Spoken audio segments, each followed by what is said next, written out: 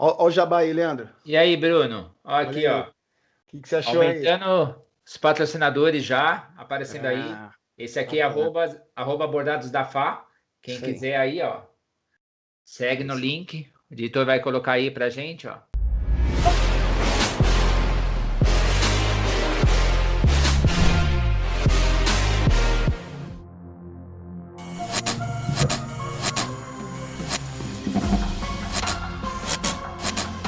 É isso aí, galera. Bom dia, boa tarde, boa noite. Estamos começando agora mais um episódio do RVC Podcast. Uma conversa leve e descontraída sobre riscos versus controles. Eu sou Bruno Traqueia. Eu sou o Leandro Rossato. E É, lembrando, né, Bruno, de que no nosso canal a gente não faz apologia a nenhum tipo de religião, sexo, opção de nenhum tipo de raça, etnia. É importante a gente sempre salientar que não tem um cunho educacional, a gente não está aqui para mostrar como que se faz uma implantação de uma matriz de controle, ou do COSO, ou do COBIT. É um sim. papo descontraído, leve, onde a gente, na medida do possível, vai levar riscos e controles para todas as hemisferas, para todos os cenários possíveis, né? E trazendo pessoas que fazem parte do nosso ambiente, pessoas que não estão ligadas diretamente com controles internos, e é isso, né? Um bate-papo, como você mesmo fala, vou aproveitar sua fala hoje, é uma mesa de bar. É isso aí, é isso aí. Obrigado pela introdução, Leandro. E para falar um pouco sobre o nosso tema, Leandro. Então, Bruno, hoje eu queria aproveitar agora essa oportunidade, antes mesmo da gente entrar no tema. A gente tem recebido bons feedbacks, eu acho que é legal a gente compartilhar aí com os ouvintes, né, com quem está acompanhando os nossos canais, e eu não poderia deixar essa oportunidade de agradecer uma amiga, inclusive do teatro, que hoje mora na Alemanha, Tiandra. Obrigado aí pelos seus feedbacks, É isso aí. obrigado por saber que você está ouvindo a gente, que você está acompanhando e que você, antes de qualquer coisa, está incentivando e achou a ideia muito legal. Então, mais uma vez, Tiandra, muito obrigado, hein? Obrigado aí, Tiandra. Valeu, valeu.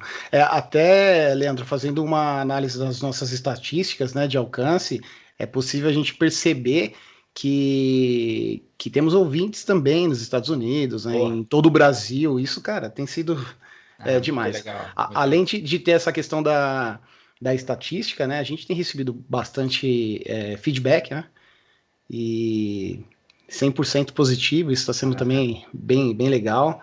é, Os nossos alcances eles estão aumentando, isso também é fruto do nosso trabalho e de vocês, né, nossa audiência que apoia, que acredita no nosso projeto, que está gostando do formato.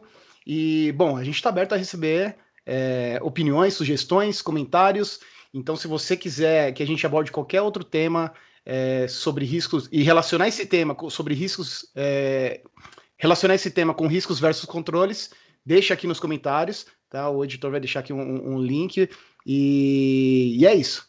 E vamos voltando no tema. Então, aproveitando aí a sua pergunta, né? Qual que é o tema de hoje? Eu acho que ele culminou justamente, né, no Stories, né? Acho que você fez umas perguntas lá no Stories e uma das pessoas acabou tendo uma informação que agregou bastante, eu acho que no conceito do que a gente vai falar. Então, hoje É a isso gente vai aí. falar um pouco sobre essa questão da cultura, né, do controles Sim. internos, como é bom a gente garantir o seu funcionamento, qual que é o benefício que traz, né, por todo esse pano de fundo que a gente fala nessa estrutura de criar um processo de controles internos, né, atendimento aos requisitos legais. E isso surgiu justamente por essa interação que a gente está tendo nos nossos stories aí dentro do Instagram, Sim. né? Quem deixou a sugestão pra gente foi o Vitor Pinheiro, né? No arroba Vitor, Pinheiro, 13. O editor deixou, sobe pra gente aqui o arroba dele. E o tema, né, que ele sugeriu pra gente é a importância da cultura de controles internos. Olha E é isso. isso. Esse é Muito o, legal. esse é o nosso Muito tema. legal. Então vamos lá. Como a gente.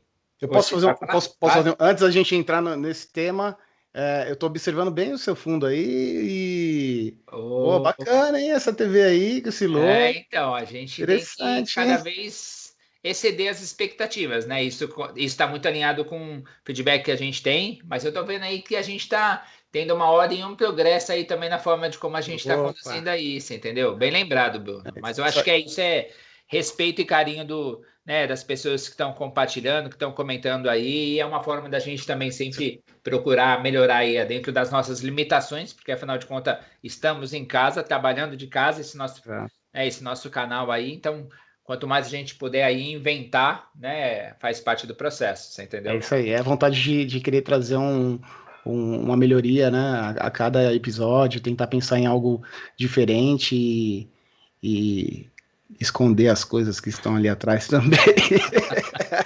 Para quem é pai de criança, né, deduz que tem alguns brinquedos ali que pode até Olha, comprometer, enfim. não, vamos fingir que é um chroma key, tá? É Deixa isso assim. aí, é isso aí, tá vendo? Mas vamos lá. É isso Então, aí. pegando esse gancho, eu acho que, né, da importância, né, de controles internos para dentro de uma organização, eu acho que eu pontuaria, não vou dizer três mais importante ou não menos importante, mas eu acho que existe alguns pilares que é sempre interessante a gente começar a estressar. Eu sempre acho que a questão do patrocínio, né? Tone off the top. Quanto a companhia está engajada nesse conceito de você criar uma estrutura de controles internos, como que eu vou permear ela, né, para que todas as pessoas façam parte desse processo. Eu costumo particularmente acreditar de que o processo ele se torna ainda mais fidedigno quando a gente consegue criar essa cultura de controles internos muito atrelado nos valores da companhia, de quais são as expectativas, para onde a companhia vai, qual é o propósito, né, da gente buscar uma estrutura de controles internos, está atrelado a uma solicitação dos stakeholders, é para melhorar, inclusive, também a reputação da companhia como um todo, para trazer a companhia num patamar de diferenciado, né? Fazer com que a companhia seja um benchmark de mercado dentro de uma estrutura de controles internos. Então, acho que essa questão da cultura, né? Desse engajamento, de trazer as pessoas para dentro do processo, sempre alinhado, né? A necessidade da criação de controles internos, mas como o meu processo de controles internos está intrinsecamente ligado dentro da minha atividade do dia a dia. E qual que é o valor que eu agrego isso junto aos valores da companhia, né?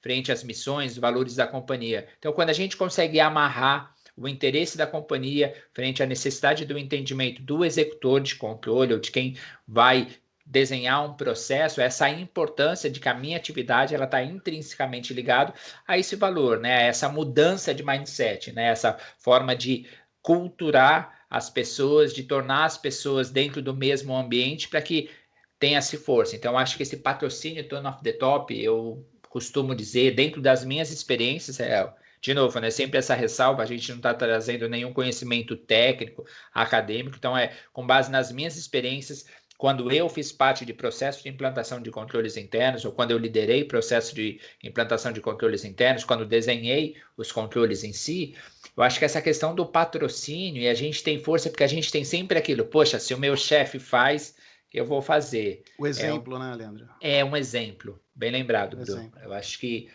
esse é o norte que eu acho que a gente poderia iniciar, né? Eu acho que essa questão da cultura, né? O quanto isso impacta. E aí, obviamente, né? Saber de você também como que você enxerga essa questão da cultura, até para que depois a gente pense, uma vez implantada essa questão de cultura, como a gente pode, né? Eu acho que é válido a gente trocar algumas experiências de como que a gente pode criar essa situação de cultura para que a gente depois mude para um segundo pilar que eu acho que é importante, que é a questão justamente da manutenção, né? O funcionamento. E essa roda, ela tem que continuar, né? Eu acho que a cultura, então, resgatando esse primeiro pilar, para mim é imprescindível aí dentro desse tema que o Vitor trouxe para a gente falar, né? Sim. E pensando na cultura, né, é algo muito complicado, né? Porque se você está num processo já implantado, um processo já maduro, robusto, novos colaboradores, eles vão entrar dentro daqueles moldes que a companhia já tem e tudo mais. Agora, no processo de mudança de cultura, ele é um processo que ele está muito voltado a, a um trabalho de formiguinha, é um trabalho bem minucioso, ele leva tempo, porque a gente está lidando com pessoas, né? Sim. E quando a gente fala de cultura, é, mudança de cultura, isso é muito complicado. A gente pensa trazendo para o nosso dia a dia, né? A gente tem alguns tipos de culturas também, né? Eu carrego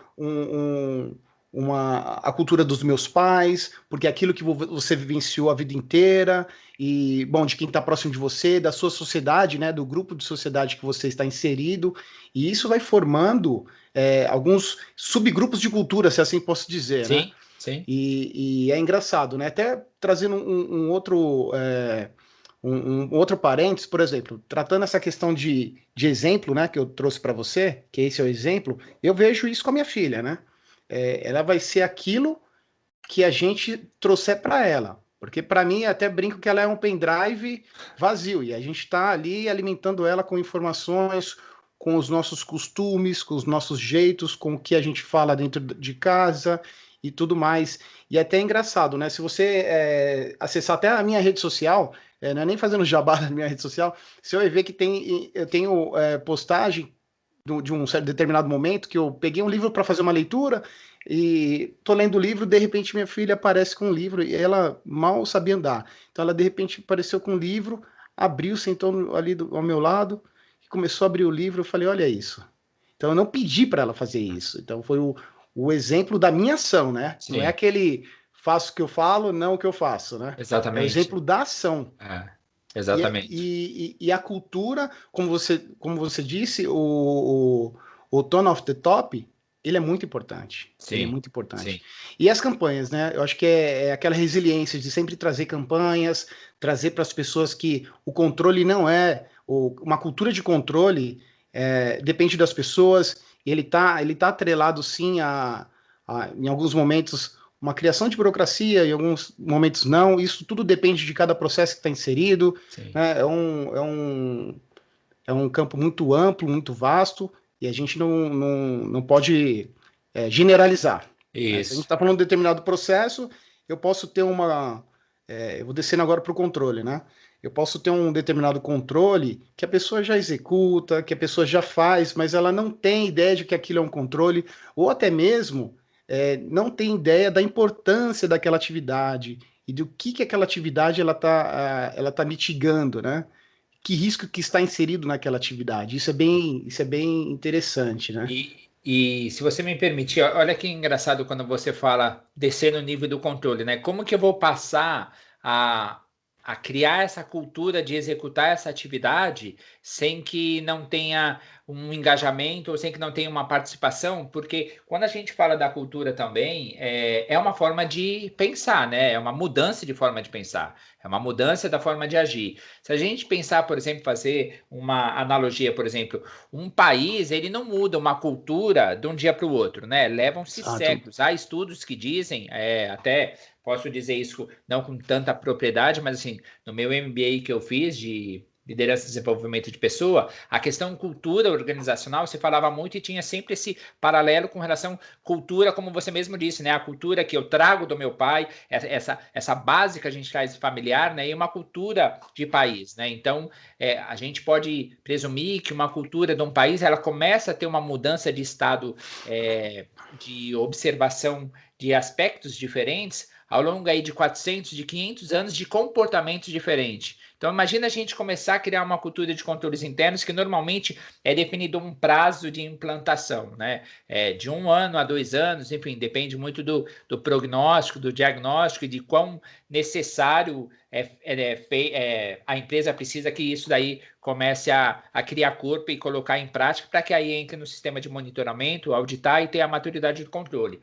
Então, Sim, basicamente, a questão de cultura é justamente essa questão de como a gente muda esse mindset, né? Quais são os gatilhos que fazem? Eu acho que é o que você falou. Como a empresa vai ter um sponsorship, né? Então, acho que aí quando a gente fala da cultura, é ter um sponsorship que ele pode, de alguma forma, falar em nome da companhia e trazer sempre isso tone of the top, que aí é o exemplo que a gente traz, mas como que a gente vai ramificar isso internamente da empresa? Eu acho que é importante também a gente começar a pensar que a gente pode ter parceiros de trabalho, aí depende do nome, business partners, ou agentes de compliance, ou agentes de controle, que dentro das suas estruturas vão começar a ramificar, a disseminar essa cultura vinda de cima para baixo e como que você permeia dentro do universo que você atua, né? Seja dentro de uma operação, seja dentro de um ambiente de analista ou dentro de um ambiente de coordenação, criar essa ramificação, né, para a gente disseminar para esses agentes de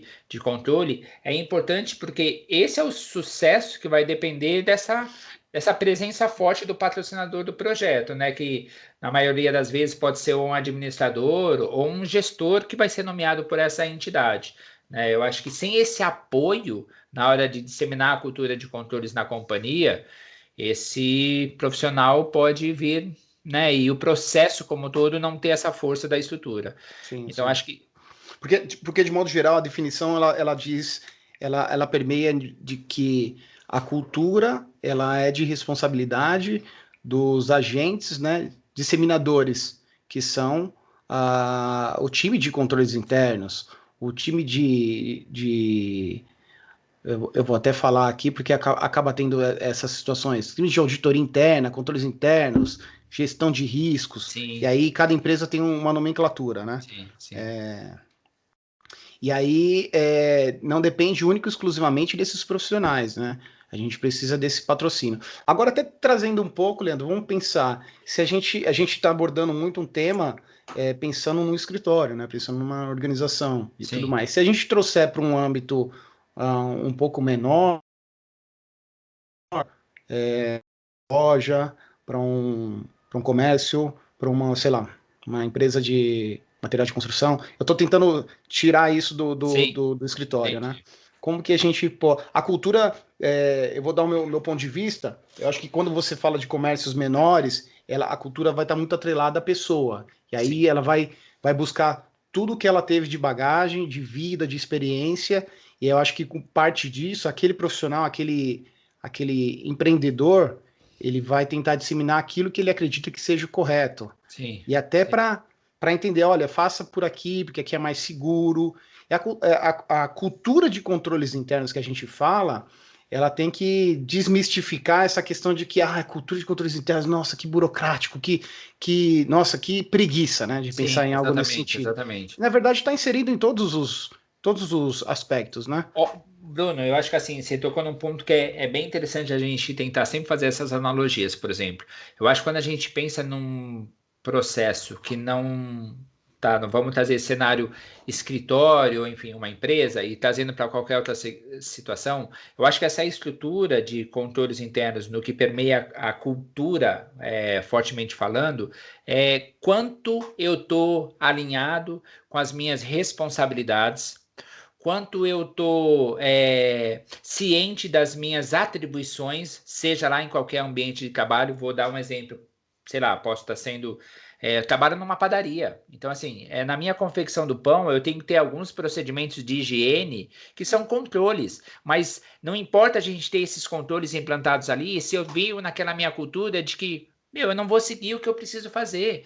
Que é Uhum. a cultura como um todo, é de você prestar a execução de fazer o pão e servir com carinho, por exemplo, para o cliente, para que o cliente se sinta, né, que o pão está fresquinho, enfim, essa é uma analogia que eu estou tentando fazer dentro dessa concepção da cultura. E aí, mas se eu não tiver dentro de mim, né, essa situação de querer fazer e seguir os procedimentos, seguir a receita, né? Aí a gente pode fazer esse paradoxo, né? Dentro de uma padaria, seguir a receita de como que eu vou fazer o pão. E aí na empresa, seguir políticas, seguir regras ou atendimento aos requisitos legais. E em lojas, por exemplo, né? Se você não seguir o que de fato você precisa fazer para você ter uma venda, o atendimento de metas. Então, assim, é sempre como você consegue atribuir a sua atividade de trabalho frente ao que a empresa, a loja, estabelecimento pretende como crescimento, né? Se Sim. você. Aí é o que eu falei no Mas começo. olha o desafio. O desafio está no ponto que a gente tem o conhecimento da informação, que é, sei lá, uma política interna, um código de conduta e tudo mais.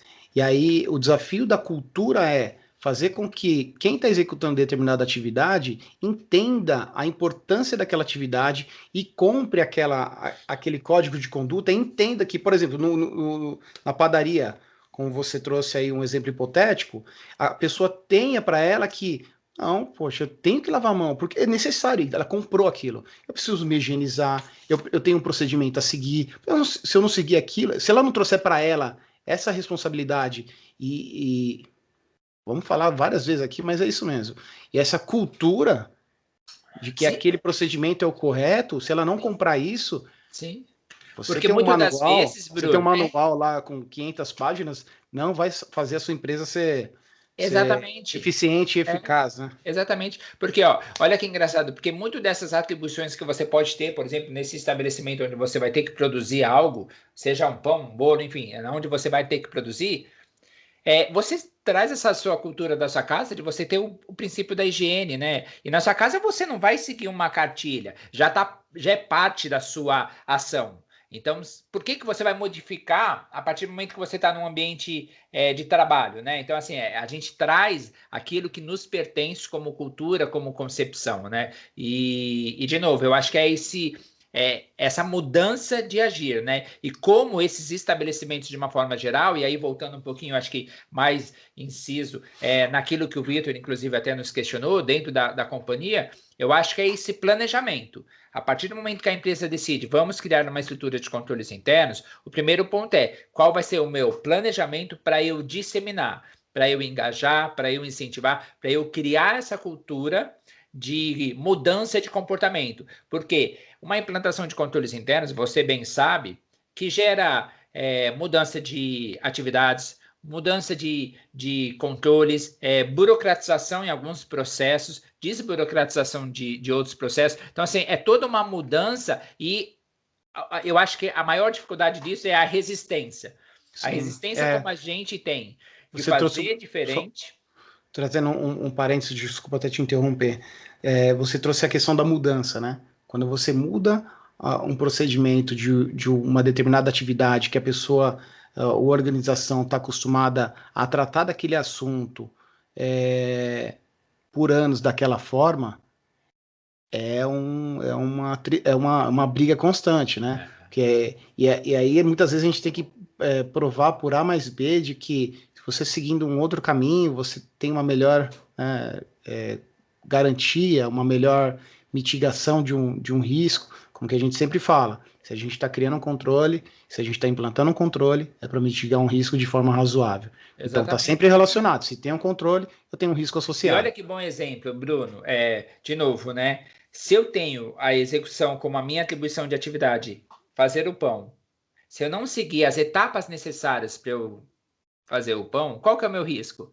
De eu não assar o pão na temperatura certa, do pão não crescer, e a perda que eu vou ter por conta disso é uma perda financeira, uma não satisfação do cliente, que aí faz com que a produção daquele pão não vai satisfazer, por exemplo, o Leandro, e eu deixo de comprar ali e passo a comprar num outro estabelecimento. Então aí a gente está falando de riscos financeiros, riscos de imagem, satisfação de cliente. Então é sempre importante a gente ter essa analogia realmente, né, de qual Sim. é o risco por trás daquilo que o controle vem, né? Eu acho que na loja, né? Se você não atender um cliente com cordialidade ou ter a empatia de entender que nem todo mundo às vezes está na mesma vibe ou na mesma disponibilidade, entender a comunicação que o cliente aborda, trabalhar a sua escutativa e você ir direcionando de acordo com essas adversidades que você vai ter, cada pessoa vai chegar numa abordagem diferente da loja, mas como que você se mantém neutro, né? Qual que é o seu equilíbrio, qual que é o seu controle de você manter esse seu discernimento de entender para que você não tenha a perda da não venda, né? A perda da Uhum. não satisfação do cliente. Então, acho que é sempre interessante a gente elucidar isso, né? As questões do risco e qual é o controle que a gente vai mitigar sempre de forma razoável, né?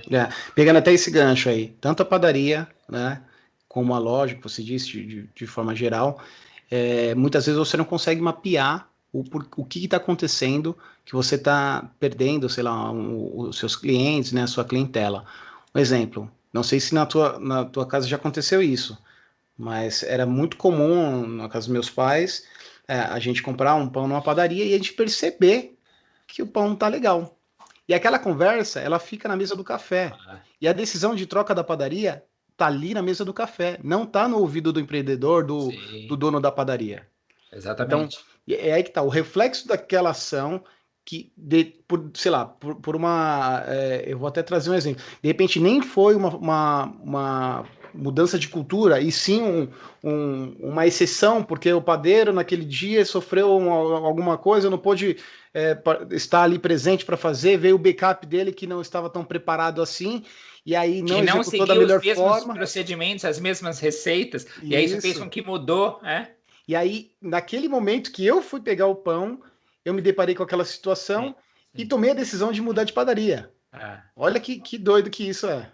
Eu não quero estender muito nessa questão da cultura, mas Olha como está muito próximo da gente, né? Eu tive duas pizzarias aqui em Jundiaí.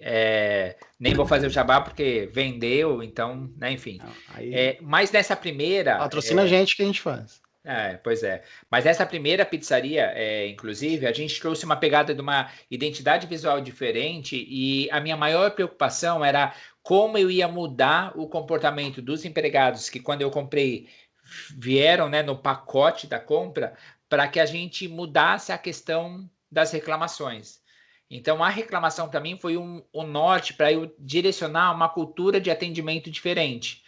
Então, eu trouxe um pouco da minha expertise dos processos, do trabalho, de como eu gostaria de ser atendido e criei essa modificação de pensamento, de atitude, para que a gente melhorasse o nosso atendimento do cliente e fôssemos reconhecidos como, na pizzaria tem uma cultura de atender o cliente de uma forma diferente. Então, o E meu é perceptível, né? Ah, é mudou o atendimento lá, vocês perceberam? Né? Exatamente. Exatamente. E esse foi o meu olhar. Então, como eu entendi uma fragilidade que eu tive, para que eu pudesse trazer uma forma de pensamento, uma mudança de comportamento, qual que foi essa cultura que me impulsionou para que eu fizesse internamente que os meus clientes percebessem essa mudança do comportamento, que foi a cultura de ser um atendimento mais profissional, mais formal, que a gente tivesse conhecimento do cardápio, né? Porque eu era a primeira pessoa que ia fazer esse atendimento para que todos tivessem conhecimento do cardápio quando fosse questionado alguma pizza em particularidade. Então, assim, você ter propriedade daquilo que você faz é uma mudança de comportamento, né? Eu E acho que você teve mudança de arte, mudança de layout, tudo isso impacta, né? Sim, Tudo sem isso impacta. dúvida. A gente cria uma cultura diferenciada, né? A gente cria uma identidade diferenciada. A gente começa a ser observado pelo mercado externo. Poxa, essa pizzaria está crescendo num curto espaço de tempo. O que fez motivar as pessoas a procurar essa pizzaria?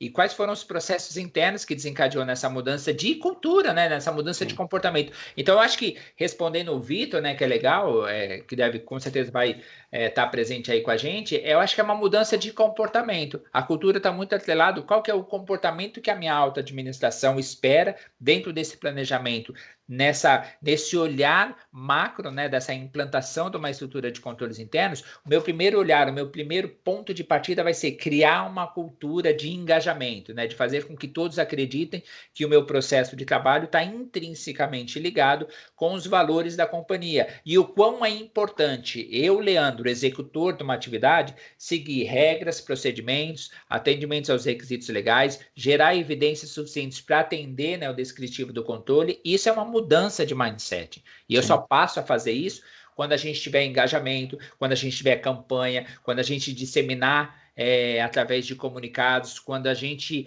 iniciar uma reunião, sempre lembrar, né, de que um dos pilares da companhia é ter uma estrutura de controles internos robusta. Então, como a gente traz isso para dentro dos valores da companhia, né? Eu acho que a gente, espero que a gente tenha respondido aí com alguns exemplos nessa solicitação, né? Sim. No seu exemplo da pizzaria, você falou, você estava inserido nesse projeto, mas olhando de fora aqui, né, que você trouxe para mim isso até um pouco tempo antes, o que você fez foi diagnosticar aquilo que você de fora, que você trocou de cadeira, né? Mas Exatamente. quando você estava na cadeira de consumidor, você falou, opa, peraí, eu gostaria de ser atendido assim, eu gostaria que fosse assim. E aí, nessa troca de cadeira foi o diagnóstico que você conseguiu fazer, lógico, com a sua expertise da área, e entender os cenários e os pontos de melhoria. Sim. Você mitigou 100%? Não tem como, né, Bruno? Porque a partir do momento que a gente cria novos clientes, a gente cria novas expectativas, e aí, quando já vem com uma expectativa muito alta, qualquer procedimento interno que não tenha acontecido, e um outro exemplo que vai casar nessa sua resposta, a ausência do meu pizzaiolo, aí um que vem substituir não está acostumado na quantidade de ingrediente ou de seguir a receita, se você é um cliente novo que já vem com a expectativa alta, porque vem comendo da pizza que o mesmo pizzaiolo segue ali, arrisca as regras internas, os procedimentos internos, você vai falar, Você percebe. opa, tá faltando um ingrediente aqui, tô achando que tem menos ingrediente do Tem mais normal. sal, Então, menos sal, e aí vai, né? você seguir a regra, aí é o que a gente sempre fala, né? Por trás da execução de uma estrutura implantada, tem sempre a intenção da pessoa, né? Sim, sim. Então, essa mudança de comportamento é sempre legal a gente trazer isso muito de qual é a intenção por trás disso, né? Porque, de novo, de nada adianta a gente criar uma estrutura se a intenção da pessoa continua sendo uma intenção não tão positiva na sua execução da sua atividade, né? De não fazer parte desse engajamento, de não se sentir incentivado. Sim. Então, acho que isso é importante. Eu tenho aqui anotado alguns dos principais aspectos, né? Que vão ajudar nessa cultura de gestão de risco, né? Eu tenho aqui, ó, processos estruturados e integrados, que a gente falou, que é o processo que a gente. Isso vai caber para qualquer nível de empresa, né? Sim. Sistemas bem projetados. Nem sempre a gente tem um sistema, mas a gente pode trazer uma metodologia, né? A capacitação de profissionais nas profissões chaves. O exemplo que eu trouxe da padaria, o backup não estava bem preparado. Exato. A gente teve o mesmo reflexo, né? Política de riscos com estratégias e diretrizes bem definidas.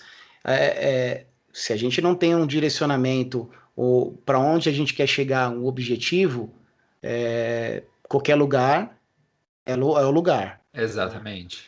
Aprendizado contínuo, reciclagem. Para a gente, essa iniciativa, o podcast, também é uma forma de reciclagem para a nossa atividade profissional, né? Normatização dos procedimentos, que as políticas, normas internas, atendendo questões, código de conduta,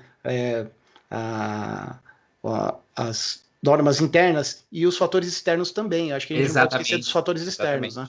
É sempre importante olhar o fator externo. Órgãos reguladores, né? Órgãos reguladores, mas mesmo olhar o cenário externo, né? Porque ele também pode servir de algum input para a gente processar e ver qual que vai ser o output para isso, né? Olha que interessante, né? Você trouxe e elencou, né, esses pontos, né? A gente pode entender que quando a gente tem, então, uma estrutura de cultura, a gente precisa garantir essa roda, né? Essa forma de garantir o funcionamento e começar a medir a eficácia e a eficiência disso, né? Se a gente traz todos esses exemplos que você deu, por exemplo, os processos estruturados, os sistemas integrados, enfim, esse aprendizado contínuo, ele entra dentro de um planejamento que a gente utiliza aí de uma forma um pouco mais técnica, que é o PDCA, né? O Plano do Check and Act, que é a forma de como que a gente vai medir, né? O que eu planejei, o que eu executei, os outputs e como que a gente vai fazer essas propostas de melhoria, né? Então, porque é um processo vivo, né, Bruno? E uma coisa que me veio agora também, o processo de cultura, não adianta a gente lá no início, eu estou falando da cultura. Depois de 1, 2 anos, não falar mais, não continuar esse processo contínuo, justamente, né?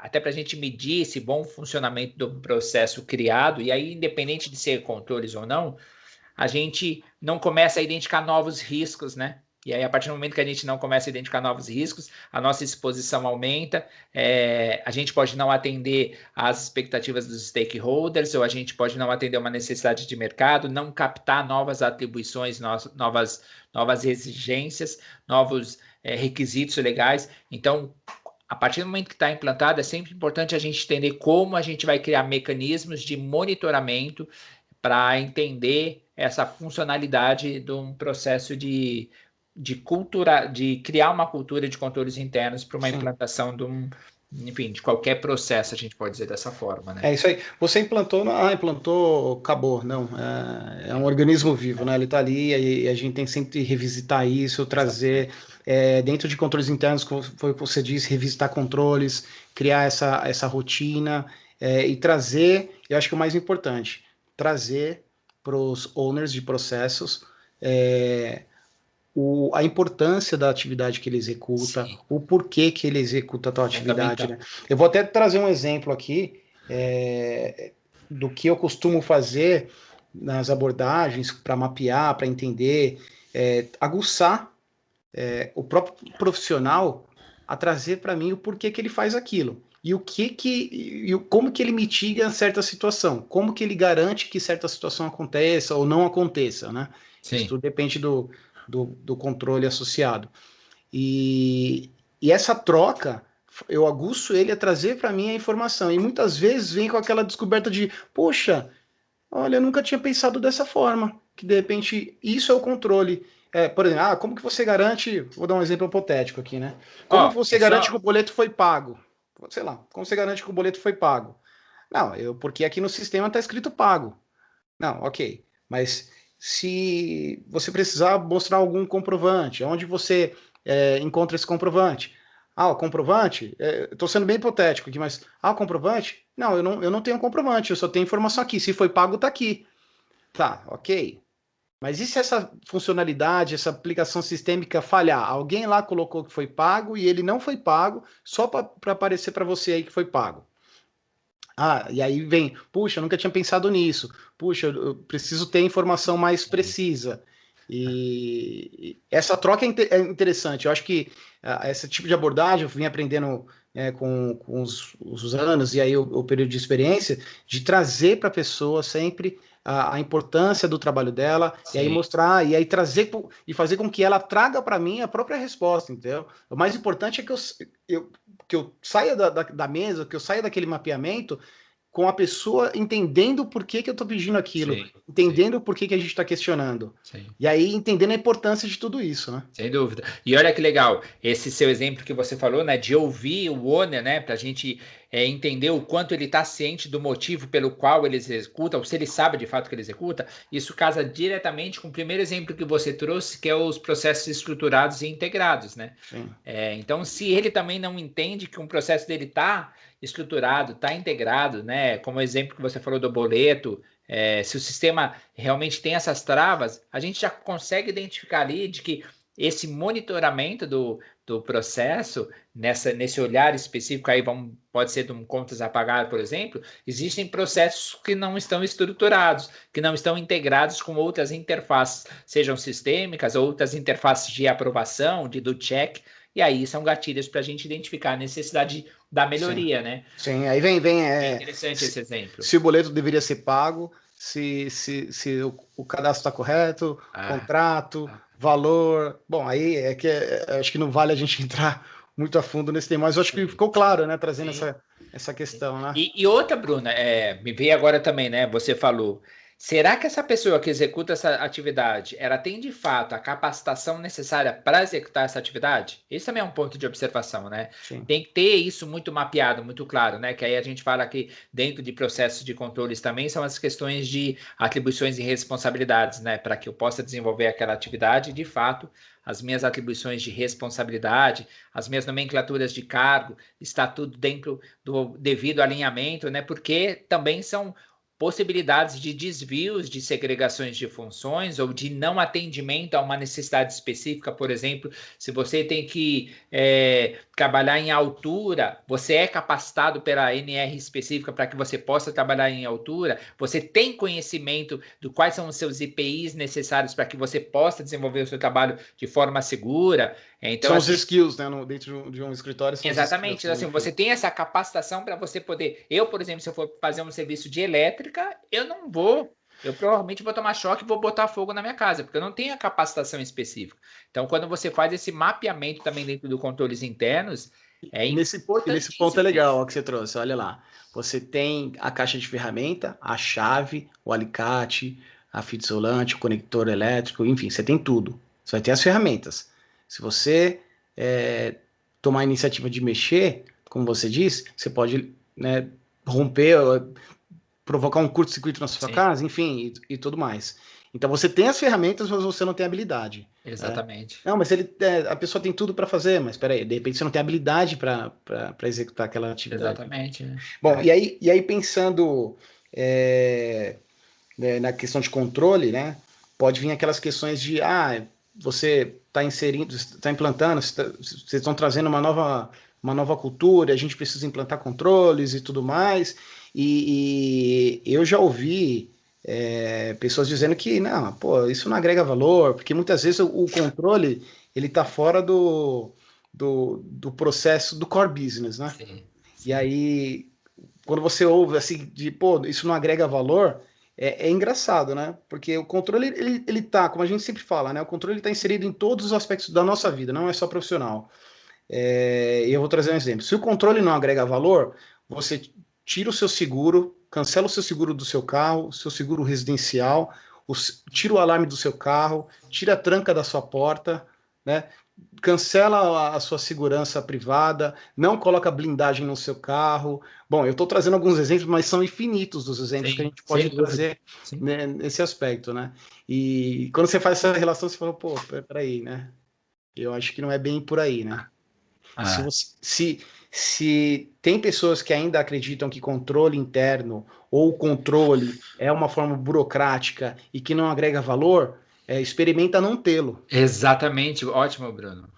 Qual que é o seu risco, qual que é o seu prejuízo, né? O quanto você está exposto a uma situação que você simplesmente decidiu não seguir, né? Enfim. Exatamente. Porque o risco ele vai estar lá, né? O risco ele é existente. Exatamente, é. E eu acho que quando a gente pensa, né, também, de novo, né, nessa questão da cultura, enfim, da importância, quando a gente tem isso mapeado lá no primeiro, né, como eu te falei, dentro das minhas aspirações do que eu acredito, é o meu primeiro olhar, né, de como eu vou disseminar isso. Eu acho que é sempre importante, já naquele momento, você conseguir diagnosticar qual é a benfeitoria que isso vai trazer, né? Qual que é o Sim. benefício que vai gerar a partir da cultura da gestão de riscos ou controles internos dentro de uma companhia, né? Então, como que você consegue linkar, né, esse processo de você criar uma cultura, de criar uma mudança de comportamento, uma mudança de mindset, uma mudança de gestão, Uhum. mas por trás disso é enaltecer qual que é o benefício que tudo isso traz. Porque, como eu falei, né? A primeira perspectiva que a gente vai ter, eu acho que a grande dificuldade que a gente tem, eu digo por mim, dentro do que eu vivenciei na minha experiência, sempre foi a resistência.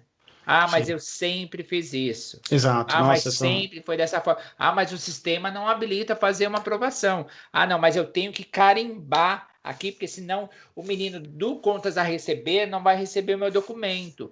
Então, assim, essas resistências, sejam de processo, de tempo de trabalho, enfim, sejam lá quais sejam essas resistências, se não ficar muito claro no momento que você aborda esse primeiro pilar, né, do tone of the top, e você já não fazer o link de que, ok, vamos passar por uma transformação, mas os benefícios são esses, e eu acho que esse é um ponto legal para a gente é. também trazer, né? E é engraçado, né, quando tem essas situações, né, de, o sistema não vai, não, eu eu sempre fiz dessa forma, né? Aí Ó, não sabia. será A que eu posso menina não me mudar aqui? falou. É, Mudou, ó, aí vamos fazer um teste para checar se tem uma trava, e aí passa. Ai, mas eu não faço nada diferente. Então tirar também essa. É engraçado porque quando você chega para fazer algum tipo de mapeamento, as pessoas ficam com receio de que vamos julgá-los, né? Não, que de vocês que eu estão vou ser o fazendo coisa culpado, né, errada. Bruno? Ah, não, mas o culpado do É, erro sou eu. Eu não, eu não tenho culpa disso, né? É tirar essa situação da culpa, né? É engraçado, porque eu já vivi isso, né? e de que nós estamos atrás de algo errado, né? É, Na verdade é a busca pela melhoria e com sempre aquele anseio de mitigar os riscos inerentes aos sim, processos, né? sim. Mas voltando aos É benefícios, Leandro, isso. vamos lá. Então, ó, Não é só tristeza, né? Tem os eu penso. benefícios da.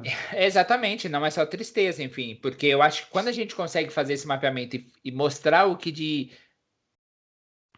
bom vai resultar, né? É Reflexo disso, né? importantíssimo para o Reflexo, sucesso resultado. e a gente só vai ter sucesso. Aí eu fiz um link agora, né? Porque a gente começou a falar sobre a questão da cultura, né? De atrelar a minha atividade de trabalho aos valores. Eu acho que como principal benefício é o compromisso perante aos valores éticos e de integridade, seu e da empresa, né? Você não cria um processo de cultura se ele não estiver linkado aos valores, ao Sim. compromisso ético, né? À integridade da empresa como um todo, porque existe uma necessidade de um atendimento ao requisito legal, ou se faz necessário por conta de uma solicitação de um stakeholder, para que a gente possa, sei lá, criar uma estrutura para poder ter um suporte, um aporte financeiro para um processo específico, mas, de novo, né, esse compromisso perante os valores éticos da companhia é muito importante, né? Eu acho que Uhum. isso é um primeiro exemplo que eu traria aí como um benefício, né? Um outro ponto que já está muito relacionado ao que a gente está falando incansavelmente aqui você tem uma gestão de controles internos, de risco e tudo mais, a gente com certeza tem uma menor probabilidade de que os riscos se materializem, né? Acho que Também. é um dos mais importantes aí, o reflexo disso tudo, Sim, né? sim, sim. E por trás disso é você ter um elemento relevante de governança, né? Como que eu vou ter uma gestão de governança sobre esse meu diagnóstico dos riscos e os controles, né? Porque do Sim, contrário, enfim, eles sim. estão sempre ali, né? E vai estar tudo atrelado. Você pode ver que cada um desses benefícios vão estar sempre interligados, né? Você tem a questão da relevância com relação à governança, você falou dos compromissos perante aos valores, eu trouxe a questão aí do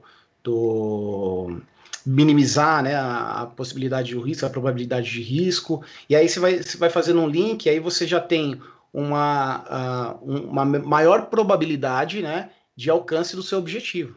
É isso. Exato, Bruno.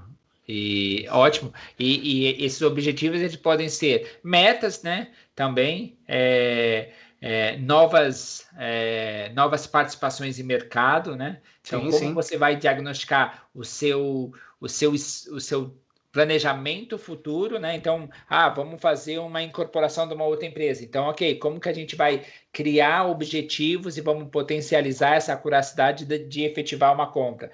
Vamos criar uma estratégia por trás disso. Qual é o risco e quais são as etapas, né? Essas etapas podem ser consideradas. Quais são esses controles? Que é o benefício que a gente está falando, de criar essa cultura para que a gente tenha objetivos claros, metas plausíveis, né? E que a gente tenha recursos para atender essas necessidades, né? É isso aí. Padronização de processos, né? Querendo ou não, se tem um Sim, processo mais robusto, você tem uma padronização. E aí, dentro dessa padronização, você vai ter melhor agilidade de identificação de problemas, de desvios. Bom, e no final de tudo isso, nesse conjunto todo, a gente tem a possibilidade de ter a melhor tomada de decisão. A sim, gente tem um sim, conjunto. E o reflexo, até um outro ponto, Leandro, o reflexo de tudo isso, uma implantação de um. Você tem uma cultura de controles internos muito, muito bem definida, você tem um processo robusto de controles internos, você tem. Como que eu posso dizer? Você tem uma exposição da companhia muito. O market share, né? Que a gente, não é market share, o o benchmark, benchmark, isso, benchmark, obrigado. O benchmark muito positivo, né? sim.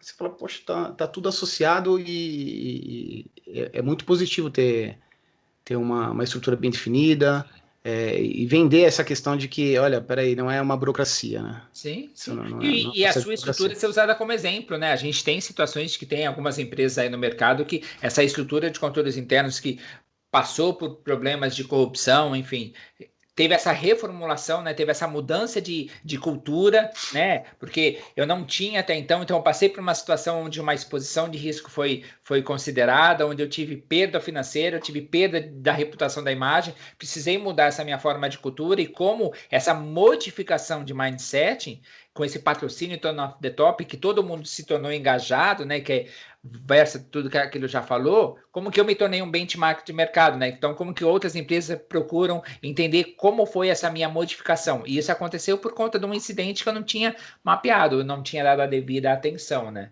Sim, sim. Isso é.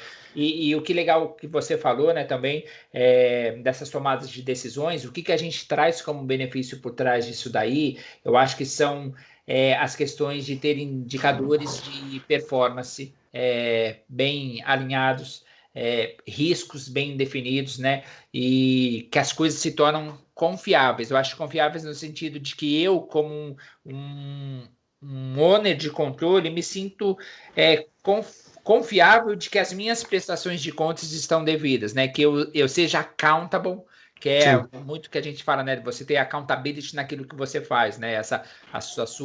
A certeza de que o seu processo de trabalho está feito de forma correta, né? Então, E uma maior confiabilidade, né, dos reportes financeiros, né? importantíssimo, né? Que é isso que culmina tudo isso, né? Você ter uma É, estrutura de controles internos que vai garantir que o reporte financeiro, né, seja assertivo, afetivo. acurado, enfim, né? Exatamente. Isso eleva o seu nível de expectativa, eleva as suas demonstrações financeiras e você fica isento de qualquer possibilidade, né, de fraude, enfim, ou de não ter um processo construído mesmo, né? Eu acho que É. você foi bem assertivo com relação às demonstrações dos reportes financeiros, né? Até porque existem controles específicos para isso também, né? Sim, sim. É. Bom, Leandro, eu acho que a gente abordou bastante aqui a questão do tema. Gostaria de enaltecer novamente o Vitor Pinheiro, que nos deu essa sugestão de tema. Muito obrigado, Vitor. Poxa, é um tema de extrema importância. Eu acho que a gente consegue falar desse tema aqui por algumas horas mais, né? Sim. E é isso. Chegamos ao fim de mais um episódio do RVC Podcast. Eu gostaria de deixar um lembrete. Se você gostou do nosso podcast, deixa um like aqui, siga nossas páginas, siga nossas mídias sociais. No Instagram nós estamos como @RVC Podcast. No YouTube, só procurar o RVC Podcast, você também irá nos encontrar. Siga nossas redes. Se você quiser escutar o nosso podcast, estamos nos principais agregadores de podcast, inclusive o Spotify. É isso. Me despeço por aqui. Vou comer a minha pizza que deve estar no forno, então quentinha, e se preparar para o próximo. Um abraço, gente. Bom dia, boa tarde, boa noite, então, para todos. É isso aí. Obrigado, gente. Um grande abraço. Tchau, tchau. Um abraço. Até mais. Tchau. Tchau, tchau. Tchau.